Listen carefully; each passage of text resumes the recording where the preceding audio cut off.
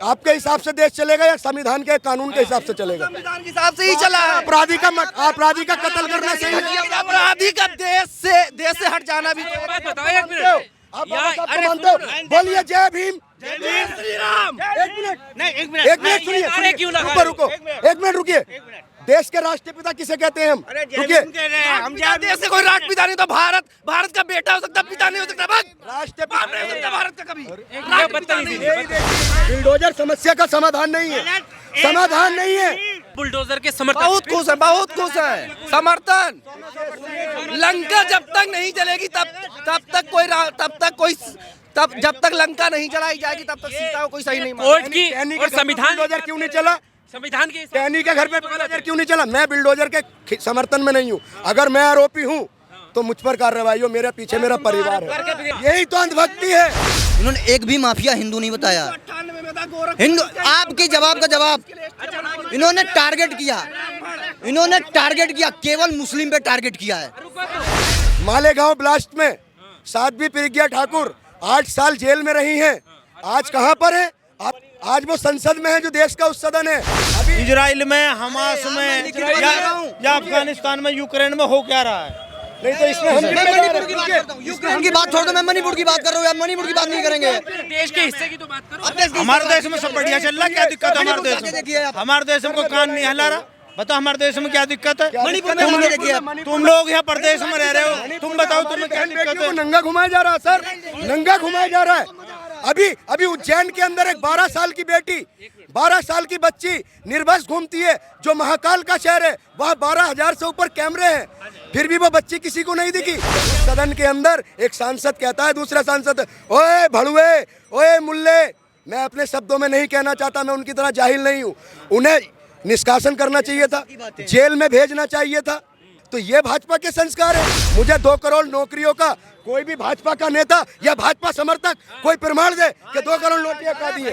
यकीन हो के ना हो, बात तो यकीन की है। और इसी वतन की मिट्टी भी हमारे मुल्क में, यहाँ सब भाई भाई हैं, आप भी मेरे भाई हो। और ये नफरत की सियासत किसी कमीन की है जो आज ये जहर भर गया। सोचना होगा, ठीक है। अभी इनकी प्रतिक्रिया आई कि अगर ये कंपनियां नहीं हो तो हमें रोजगार नहीं मिलेगा। और जैसे भुखमरी मैंने कहा कि भुखमरी लोग कह रहे हैं, आपने कहा एक भी भुखमरी नहीं है कहीं भी जो है गरीबी। क्या है भुखमरी बताओ? 116 हो गई सर, 116वां स्थान आ गया हमारा।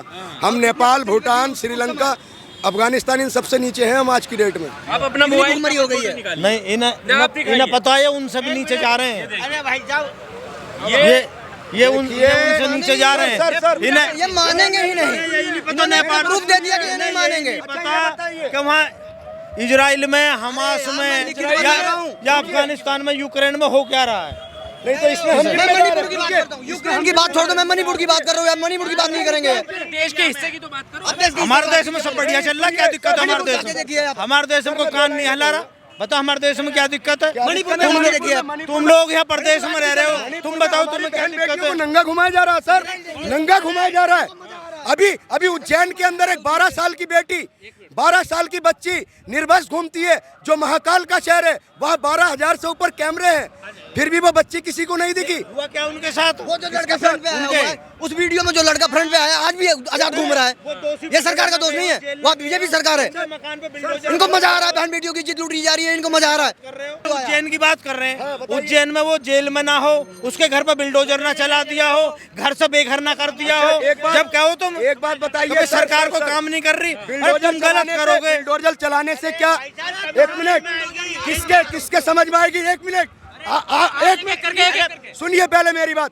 आपका परिवार में कितने लोग हैं? 50 लोग हैं। आप अगर गलत कर देते हैं, आपके घर पे बिल्डोजर चल गया, वो 49 लोगों का क्या कसूर है? बिल्डोजर समस्या का समाधान नहीं है, समाधान नहीं है। एक तालाब में मछली जो सारे तालाब को गंदा कर रहे हैं। इसका एक मिनट सुनिए। अब एक मिनट सुनिए। आपकी नजर में कोई बड़ा माफिया बताइए। अतीक माफिया था। सुनिए, अतीक माफिया था। अतीक के घर पे बुलडोजर चला, उसका पुलिस कस्टडी में मार दिया। अब मेरी बात सुन लीजिए, जवाब ले लीजिए। अरे एक करके बात करो ना। यही तो अंधभक्ति है। पहले सुनिए, योगी जी ने कौन चलाया? मैं जवाब दे दूंगा। अब आप रुक जाओ, जवाब देना, इन्हीं की सुन लो। इन्हीं की सुन के नहीं, जवाब दो। भाई अभी कौन चला? अतीत तो पहले बदमाश था, पहले कौन चला? हम तो पूछ रहे हैं इनसे ही पूछ रहे हैं। बताओ पहले कौन? अब जवाब ले लें, जवाब आप। सर मैं मानता हूँ अतीक अहमद माफिया था, उसके ऊपर बुलडोजर भी चला, उसके हत्या भी हुई, सब कुछ हो गया। एक बात बताइए, बीजेपी के एक एमएलए हैं चंदौली की सैयद राजा सीट से, सुनील सिंह, वो जो ब्रजेश सिंह है माफिया, उसके भतीजे हैं। ब्रजेश सिंह उत्तर प्रदेश का आज की डेट में सबसे बड़ा माफिया है, और ये वही ब्रजेश सिंह है जो 1992-93 में जो जे हॉस्पिटल कांड हुआ था, जो हिंदुस्तान का सबसे बड़ा दुश्मन है, जो 93 ब्लास्ट का आरोपी है दाऊद इब्राहिम, उसके लिए काम करता था ये ब्रजेश सिंह। आज उसका भतीजा भारतीय जनता पार्टी से सांसद विधायक है। सुनिए, मालेगांव ब्लास्ट में साध्वी प्रज्ञा ठाकुर 8 साल जेल में रही हैं, आज कहां पर है? आतंकवाद मेरी एनएसए लगी थी उन पर, आज चाहे वो बरी हो गई, संसद में बैठी है जो देश का उस सदन है। सुनिए, आज वो संसद में है जो देश का उस सदन है। अभी नया संसद बना मेरे देश का, लाखों करोड़ों खर्च करने के बाद उस सदन के अंदर एक सांसद कहता है दूसरा सांसद, ओए भड़ुए, ओए मुल्ले। मैं अपने शब्दों में नहीं कहना चाहता, मैं उनकी तरह जाहिल नहीं हूँ। उन्हें निष्कासन करना चाहिए था, जेल में भेजना चाहिए था, उसको इनाम दिया, टोंक का प्रभारी बना दिया और दिल्ली का प्रदेश कबड्डी का निर्विरोध अध्यक्ष बना दिया। तो ये भाजपा के संस्कार है? ये बताइए, ये भाजपा। आप बताइए, अभी शांति बता रहे थे, शांति है। और 2 करोड़ नौकरियों का, एक मिनट, मुझे 2 करोड़ नौकरियों का कोई भी भाजपा का नेता या भाजपा समर्थक कोई प्रमाण दे कि 2 करोड़ नौकरियां का दिए। प्रमाण दे रहे।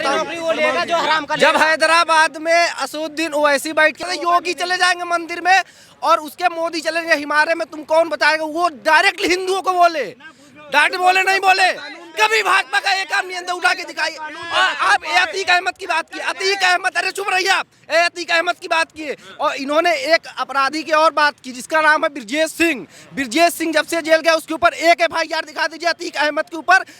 इनकाउंटर से 20 दिन पहले भी FIR लॉन्च हुआ, ये बात आपको जानकारी होगी, ठीक नहीं? योगी ने कहा था मेरे मुख्यमंत्री बनने के बाद या तो अपराध बंद कर दो या तो यूपी छोड़ दो, नहीं तो बुलडोजर ऐसे ही चलता रहेगा। ये है जवाब। आप बुलडोजर के समर्थक? बहुत खुश है, बहुत खुश है। समर्थन, लंका जब तक नहीं चलेगी तब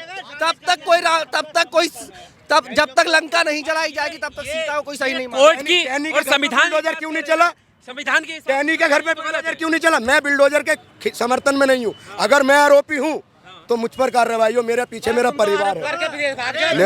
ले आरोपी अतीक अहमद, रुको 2 करोड़ नौकरियों का इनसे प्रमाण दिलाइए। मैं इनका एक बहुत बड़ा पॉइंट दूंगा, सुनो, मैं इनके बहुत बड़ा पॉइंट दूंगा। एक सेकंड जवाब पहले इनकी बात करो। बिल्कुल अतीक अहमद